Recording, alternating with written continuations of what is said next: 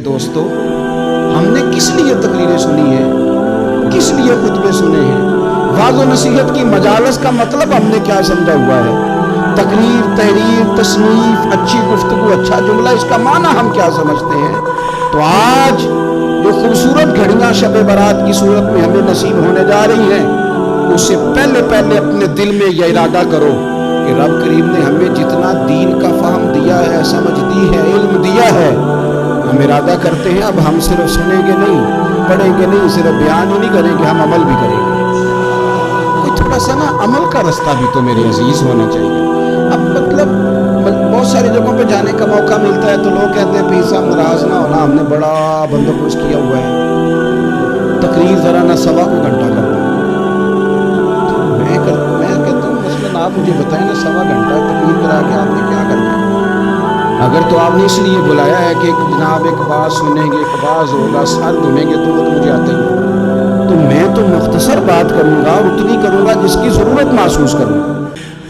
لمبی چوڑی تقریروں کا کیا مطلب ہے؟ ہم کیا چاہتے ہیں سوائے اس کے کہ جناب بات بڑی اچھی کانوں کو لگ رہی ہے، مزہ بڑا آ رہا ہے، تو آپ نے لیا کیا؟ نتیجہ کیا نکلا؟ میرے رسول پاک علیہ السلام کے صحابہ جو حضور سے نصیحتیں لیتے تھے وہ کیسی تھی؟ حضرت عبداللہ بن بصر رضی اللہ تعالیٰ عنہ حاضر بارگاہ ہوئے، آ کے عرض کی یا رسول اللہ صلی اللہ علیہ وسلم، میں آیا ہوں سونے، پتہ نہیں دوبارہ آ سکوں کہ نہ آ سکوں، حضور پتہ نہیں موقع ملے نہ ملے، ایک بات مجھے بتا دیں، میں اس پہ عمل کروں گا، میری زندگی بھی بن جائے اور آخرت بھی بن جائے۔ تو کریم محبوب نے فرمایا عبداللہ زبان کو خشک نہ ہونے دے، اس کو تر رکھنا۔ تر حضور کس چیز سے؟ فرمایا اللہ کے ذکر سے تر رکھنا، زبان اللہ کے ذکر سے تر رہے، ہر وقت رب کی یاد رہے، تیری دنیا بھی بن جائے گی اور آخرت بھی بن جائے گی۔ تو میرے عزیز اپنی زندگی کے اندر اب ہم نے عمل کرنا ہے۔ او جناب کمال پھر یہ ہے کہ جب واعظ سننے کا شوق بڑھ جاتا ہے، تقریر سننے کا شوق بڑھ جاتا ہے، سننے سنانے کا خالی مزاج ہو جاتا ہے، پھر بندہ ڈھونڈتا پھرتا ہے کہ نئی سے نئی چیز کہاں ملتی ہے، انوکھی سے انوکھی چیز کہاں ملتی ہے، انفرادی سے انفرادی بات۔ میرے بھائی آپ ضرور سنیں، ضرور سنیں، مومن کی گمشدہ میراث ہے، حکمت جہاں سے ملے لیں، لیکن عمل کرنے کے لیے لیں، عمل کرنے کے لیے۔ اب میرا دل کرتا ہے اب ہماری چپ سے بھی لوگ سمجھ سکیں۔ حضرت باجدید بستامی فرمایا کرتے تھے جس نے ہماری چپ سے کچھ نہیں سیکھا، اس نے ہماری تقریر سے کیا سیکھا؟ اب تھوڑا سا نا اشاروں کی بولی بھی سمجھیں، اب تھوڑا سا یہ بھی ہو کہ بس بات پوری ہونے نہ پائے اور انسان کی رغبت عمل کی طرف بڑھ جائے، یہ مزاج ہمیں دیا ہے۔ اب تو بھائی آ جائیں، آپ صبح بھی تقریر کر دیں، دوپہر کو بھی تقریر کر دیں، شام کو بھی تقریر کر دیں، تو پھر یہ بھی ہوتا ہے کہ جناب وہ بیان آپ نے جو سنایا تھا نا وہ ذرا دوبارہ سنا دیں، تو میں کہتا ہوں پہلے سننے پر عمل ہو گیا تو نہ کریں۔ اب ہمیں تھوڑی باتیں سیکھ کر ان پر عمل کرنا اور آگے بڑھنا ہے۔ بڑی سادی بات میرے ابا جی بتایا کرتے تھے، والد صاحب کہتے ہیں کہ ایک دیہاتی بندہ نہ چلا گیا وہ کسی مولوی صاحب کی تقریر سننے، تو اس زمانے میں آپ کو پتہ ہے یہ واش روم کا مروجہ نظام نہیں ہوتا تھا، تو لوگ کھیتوں میں دوسری جگہوں پہ پیشاب کے لیے جاتے تھے، تو مولانا نے ایک احتیاط بیان کی، وہ کہنے لگے کہ پیشاب سخت جگہ پہ نہ کرو زمین پہ بیٹھ کر، ورنہ پیشاب کے چینٹے اڑیں گے، کپڑوں پہ پڑیں گے، اور حدیث میں سخت حکم ہے اس مسئلے، تو کوئی نرم جگہ ہو ایسی جہاں پیشاب کریں چینٹے نہ اڑیں۔ وہ بندہ عمل کرنے والا تھا نا، اس نے میری تقریر سن کے سر دھن کے جانا نہیں تھا، اس نے اتنی ساری ریت لے لی، کپڑے میں باندھ لی، اور وہ اس نے کندھے پہ رکھی ہوئی ہے، جہاں پیشاب کا وقت آتا پہلے ریت بچھاتا، پھر پیشاب کرتا تاکہ میرے کپڑوں پہ نہ پڑے۔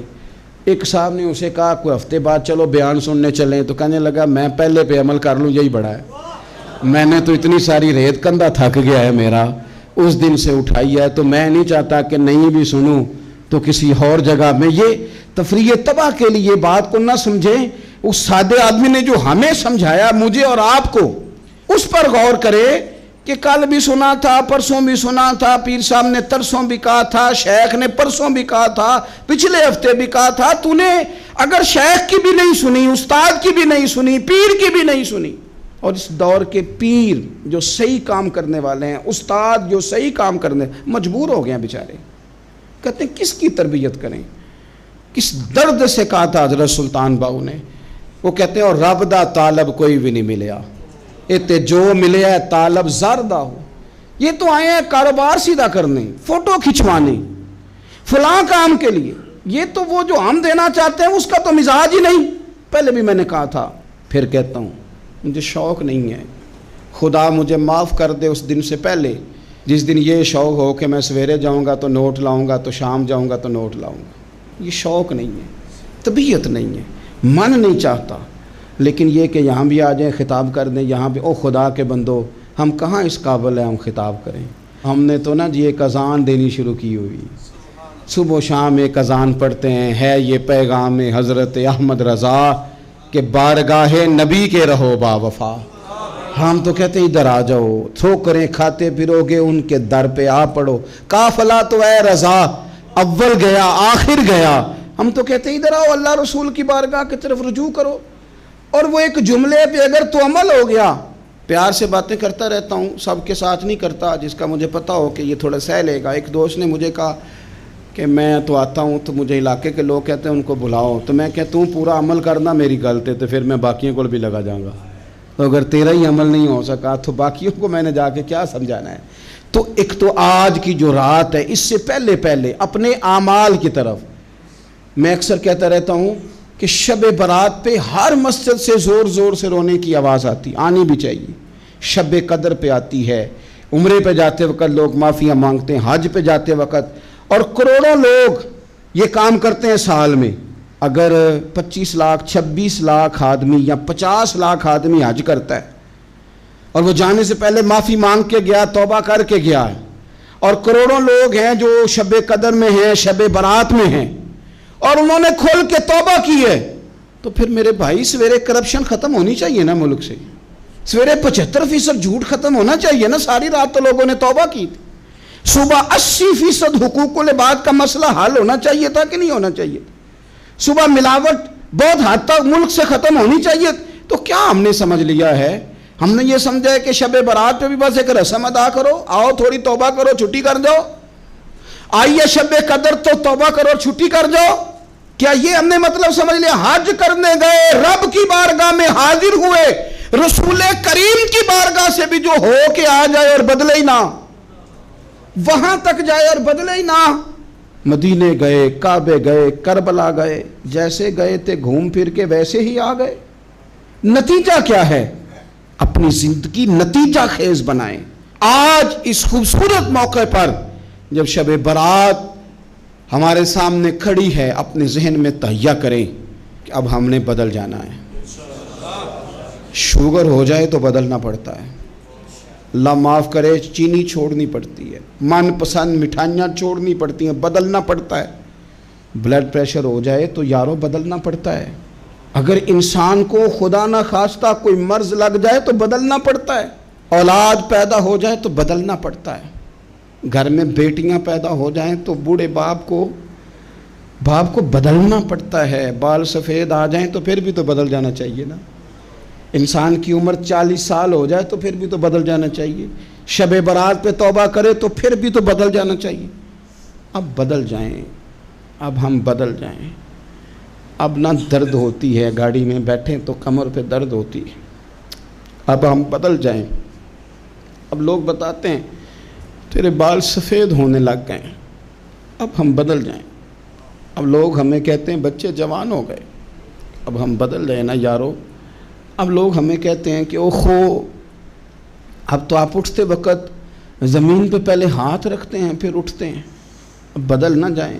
اب محسوس ہوتا ہے کہ نیند گہری نہیں آتی، اب محسوس ہوتا ہے کہیں کہیں جسم میں تکلیف ہے، اب بدل نہ جائیں۔ اب نہ کئی کلاس فیلو چلے گئے دنیا چھوڑ کے، اب بدل نہ جائیں۔ اپنے بہن بھائیوں میں سے کئیوں کا جنازہ پڑا، بدل نہ جائیں۔ ہم میں سے کئیوں نے ماں باپ دفن کر دیے، پھول ڈال دیے قبروں پہ، اب بدل جائیں۔ اب وقت تھوڑا رہ گیا، اب کچھ تبدیلی کی طرف آئیں، اب توبہ صحیح والی کر لیں، اب استغفار دل سے پڑھ لیں، اب تبدیل ہو جائیں، اب اپنے اندر باہر کچھ تبدیلیاں لائیں، اب اپنے ظاہر اور باطن کو سنواریں۔ اب اللہ رسول کی بارگاہ میں جانا ہے نا، تو کہیں ایسا نہ ہو شرم آئے حضور کے سامنے کھڑے ہوتے، حیا آئے نبی کریم کی بارگاہ میں کھڑے ہوتے، اب کچھ تبدیلی لائیں، آج ارادہ کریں کہ آج جو توبہ کریں گے وہ صحیح والی کریں گے، آج جو وہاں استغفار کریں گے اللہ کے حضور حاضر ہو کے تو وہ صحیح والا کریں گے، اب کچھ تبدیلی کا مزاج لائیں۔ اور پھر ایک اور بات بھی عرض کروں، ہمارے ذاتی تعلقات سارے دھوکہ ہیں، ہماری جیبوں میں مال سارا دھوکہ ہے، ہمارے بلند و باغ دعوے سارے دھوکہ ہیں، ہمارے بڑے بڑے رتبے سارے دھوکہ ہیں۔ بڑے تعلقات تھے بیٹے کے، پر ماں بیمار تھی تو اسے صحت تو نہیں تعلقات کی وجہ سے مل سکی، بڑے تعلقات تھے نا بیٹے کے، لیکن جب بیماری زور پکڑ گئی تو پھر کیا کر سکا کوئی؟ بڑے تعلقات تھے، بڑا پیسہ تھا جیب میں، بڑا کچھ تھا، لیکن جب جناب اسرائیل آئے تو پھر کوئی کچھ بھی نہ کر سکا، پھر اپنے رہ گئے اور جس کو جانا تھا وہ سب چلے گئے۔ تو یہ جتنی چیزیں ہیں نا یہ کچھ نہیں ہیں، یہ دھوکہ ہے۔ سچ صرف اللہ رسول کی ذات ہے، حقیقت صرف دین ہے، اصل صرف وہ بارگاہیں ہیں۔ دھوکے میں نہ زندہ رہو، چھوڑ دو یہ بات کرنی کہ بڑے تعلقات ہیں، چھوڑ دو یہ بات کرنی کہ بڑا پیسہ ہے، چھوڑ دو یہ بات کرنی کہ برادری قبیلے علاقے میں بڑا، اور کچھ بھی نہیں ہے۔ کل من علیہ فان، ہوئے نامور بے نشاں کیسے کیسے، دیکھو زمین کھا گئی، نوجوان کیسے کیسے۔ میں مولانا نورانی کی قبر پہ کھڑا تھا تو میں کہہ رہا تھا مقدور ہو تو خاک سے پوچھوں کہ اے لئیم تو نے وہ گنج ہائے گرا مایا کیا کیے، اتنے بڑے لوگ تو لے گئی، اتنے بڑے لوگ، اتنے بڑے لوگ قبروں میں کدھر گئے؟ سلطان محمود غزنوی کہاں ہیں؟ شہاب الدین غوری کہاں ہیں؟ وہ لوگ جو میدانوں میں آ کے صرف ان کا نام لیا جاتا تھا تو دنیا کانپ جاتی تھی، وہ کہاں گئے؟ اٹھ گئے سب لوگ، چلے گئے، ختم ہو گیا معاملہ۔ وقت اب ہماری طرف بڑھ رہا ہے، اب تیزی ہے، اب پیغام اجل آیا، کئی ہمارے ارد گرد سے اٹھا کے لے گیا، اب ہمیں بھی تو واپس لوٹنا ہے نا، تو کچھ تیاری کر لیں، کچھ ارادہ کر لیں۔ اور بارگاہ رب رسول کی اس طرح کی ہے کہ بس جانے کی دیر ہے، بس صرف جانے کی دیر ہے، صرف جانے کی۔ اور اللہ رسول کی بارگاہ دوستو وہ والی ہے کہ جہاں نا زیادہ منت بھی نہیں کرنی پڑتی۔ وہ جو 4-5 لوگ تھے نا مکہ مکرمہ میں، انہوں نے بہت ہی اسلام کی مخالفت کی حد کر دی تھی، ان کے لیے حکم ہوا تھا جہاں ملے قتل کر دو۔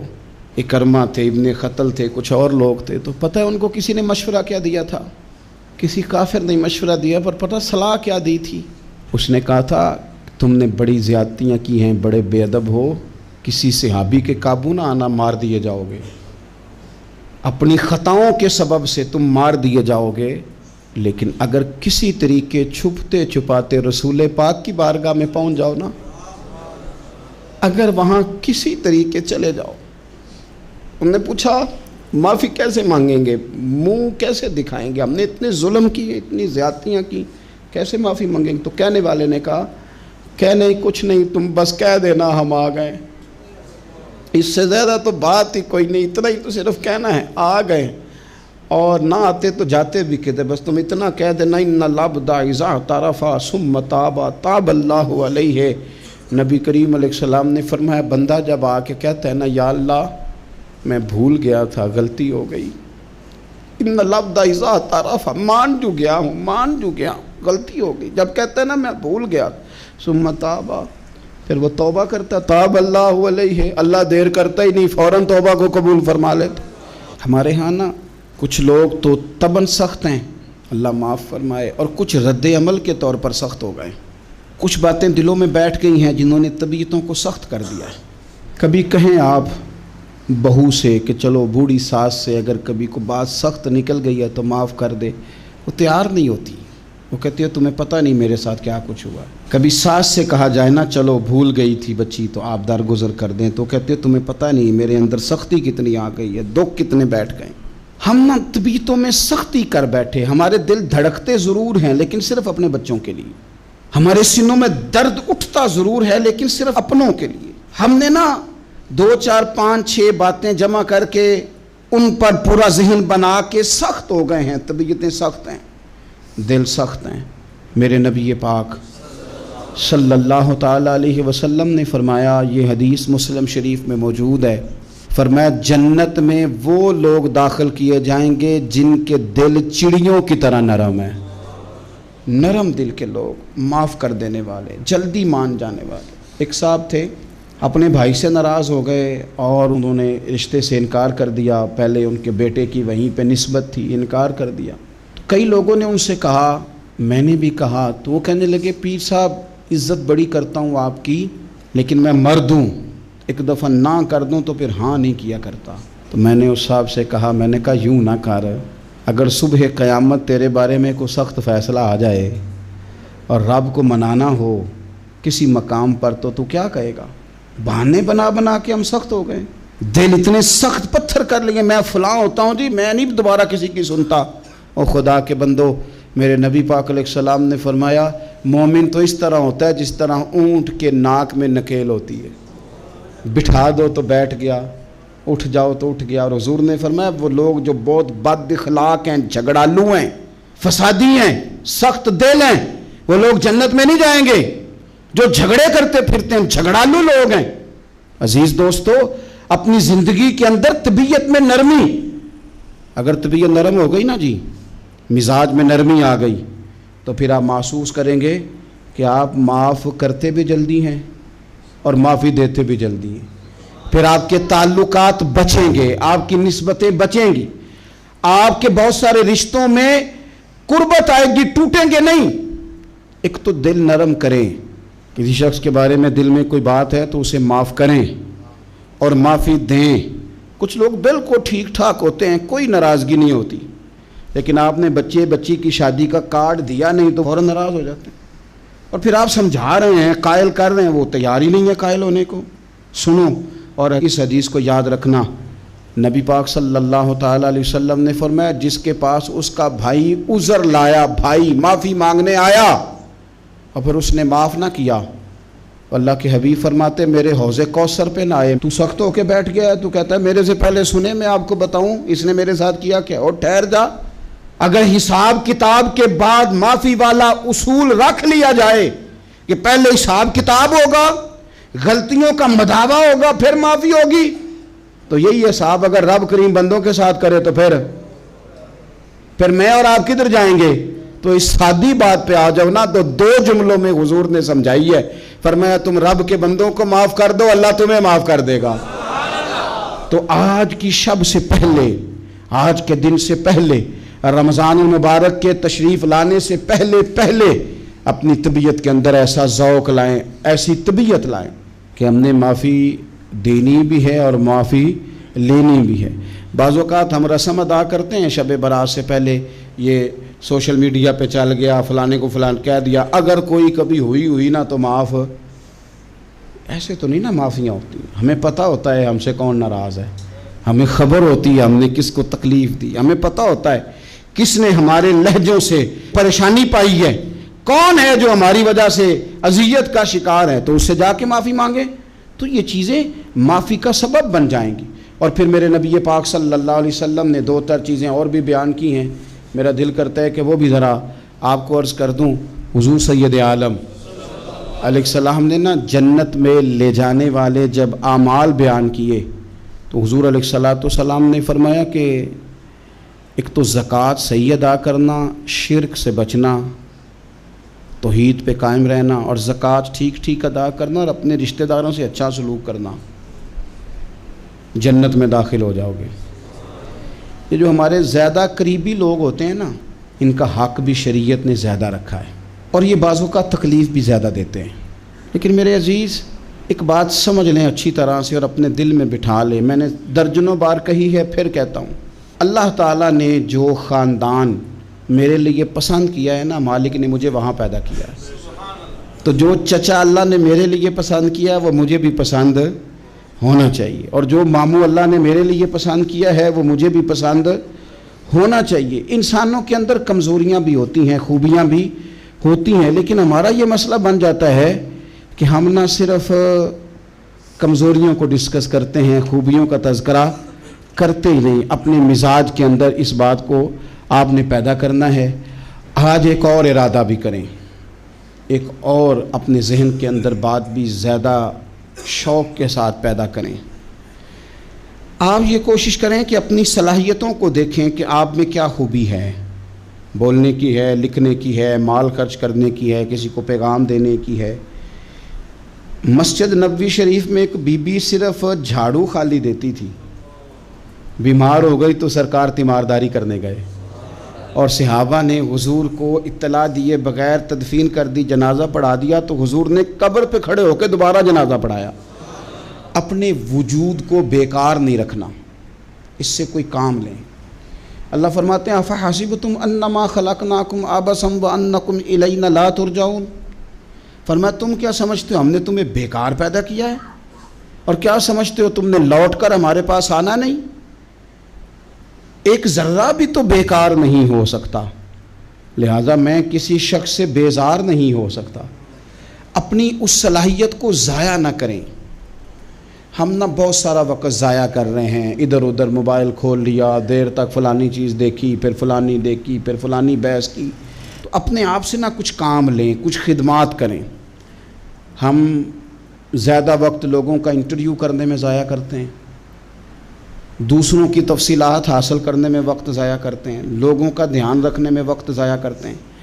آج کے بعد اپنا دھیان رکھنا ہے, اپنی صحت کا دھیان رکھنا ہے, اپنے معاملات کا اپنے اوپر تھوڑی توجہ دینی ہے. کوشش کرنی ہے کہ کس حد تک ہم اپنی صلاحیت سے فائدہ لے کے کسی کا کچھ نفع کر سکتے ہیں تو وہ نفع کریں, اپنے وجود کو نفع بخش بنائیں. حدیث پاک سنیں گے تو آپ محسوس کریں گے کہ اللہ کتنے اجر دینے والا ہے. نبی پاک علیہ السلام نے فرمایا جس نے دین کے رستے میں اتنی دیر بھی قتال کیا, لڑا, اتنی دیر جتنی دیر اونٹنی کا دودھ دھونے میں لگتی ہے, اتنا تھوڑا وقت بھی دین کے لیے اگر کوئی نکلا, جد و جہد کی, قتال کیا, لڑا, فرمایا اس بندے کو بھی اللہ جنت عطا فرما دے گا. اتنا تو کام کرے نا, اتنا تو کام کرے.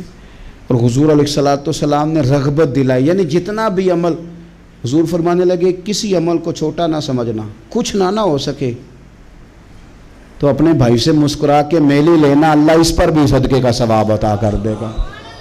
اور نبی پاک علیہ السلام نے فرمایا دوزخ سے بچ جاؤ صدقہ دے کے.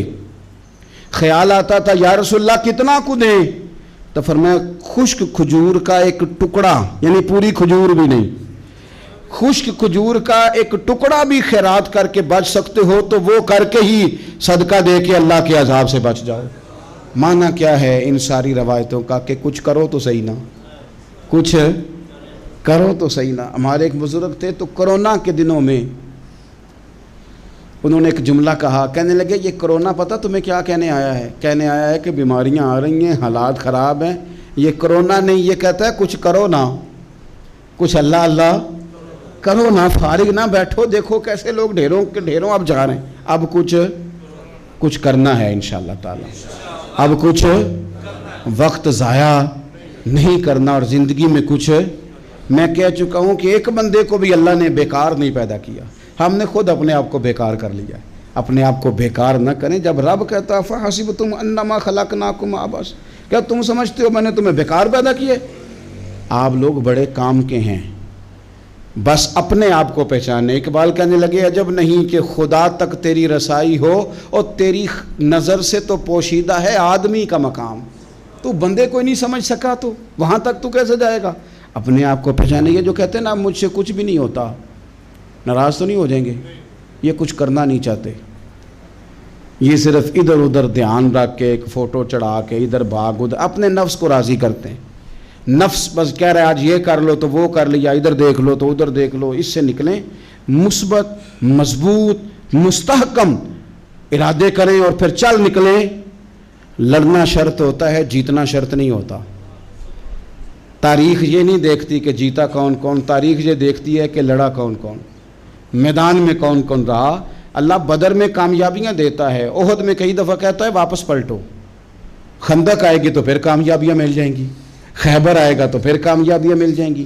تو اس لیے ہمیشہ جیتنا ہی ضروری نہیں, لڑنا ضروری ہے، ہمت کریں، کوشش کریں۔ اللہ تعالیٰ آپ سب کو جزائے خیر عطا فرمائے۔ آخر دعوانا ان الحمدللہ رب العالمین۔